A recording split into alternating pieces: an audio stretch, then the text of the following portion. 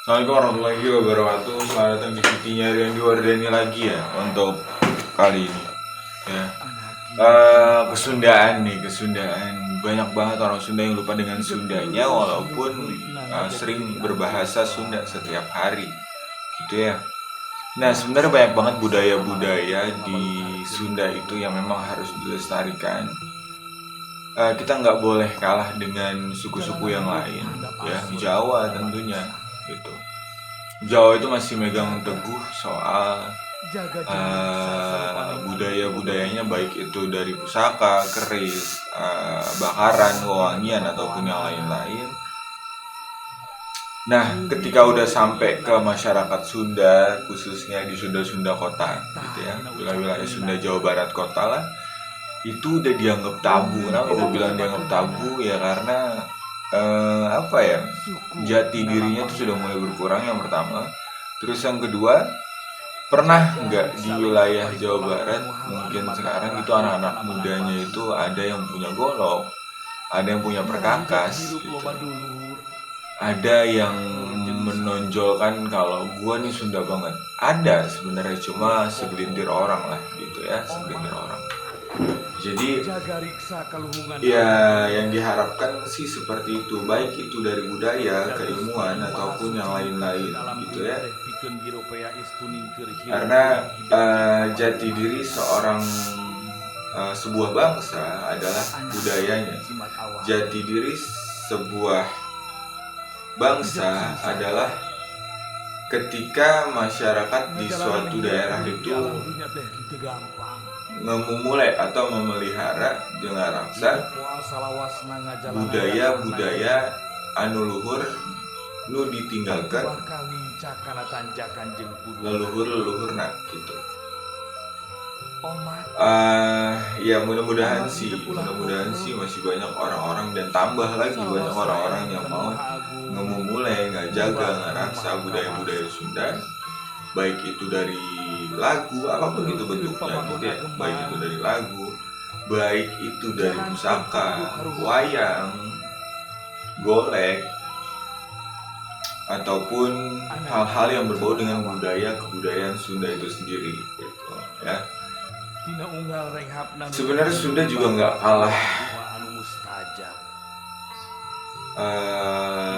mantap budayanya dengan suku-suku lain di Indonesia khususnya, karena Sunda mempunyai ciri-ciri khas tertentu ya. Misalnya contoh sedikit, pusaka-pusaka di Sunda itu beda dengan pusaka-pusaka di luar Sunda. Contoh golok, setiap golok itu punya ciri khas tersendiri ya. Misalnya ada golok yang handle-nya itu bolongannya berapa gitu, itu ada arti-artinya semua, ada silokannya semua. Dan begitu pun dengan kujang pun juga begitu, ada yang nggak bolong, ada yang bolong 1, 3, 5, 7, 9 gitu. Itu ada makna dan unsur-unsur sendiri.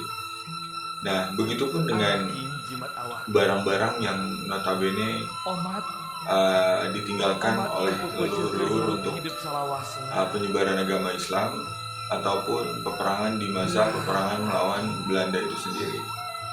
Pasti banyak, dan mudah-mudahan sih kalau dari gue pribadi, mudah-mudahan banyak anak-anak muda zaman sekarang yang sadar akan kebudayaan, sadar akan kasundaan, itu baik itu dari segi itu tadi, lagu, pusaka, silat bahkan sekalipun.